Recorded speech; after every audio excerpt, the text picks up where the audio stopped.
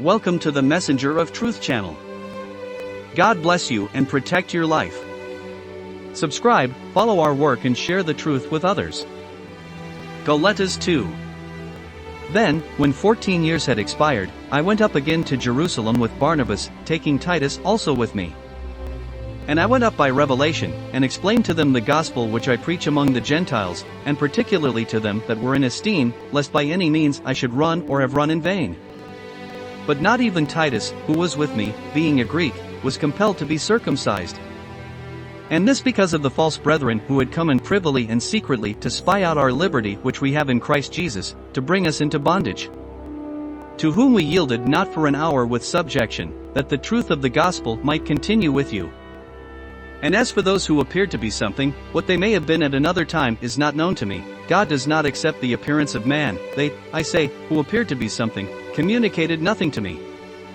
But on the contrary, when they saw that the gospel of the uncircumcision was committed to me, as it was committed to Peter for the circumcision.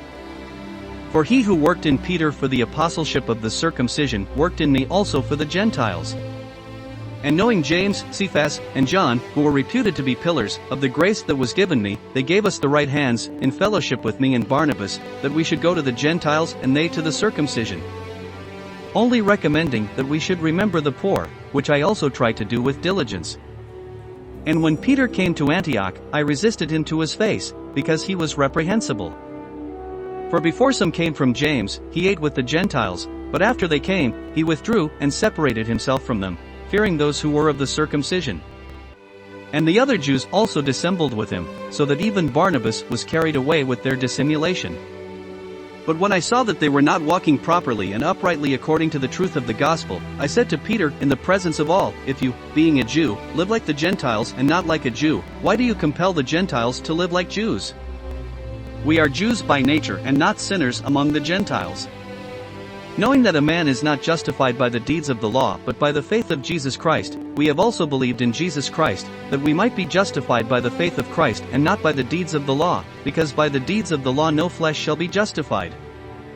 For if we who seek to be justified in Christ are ourselves also found sinners, is Christ a minister of sin?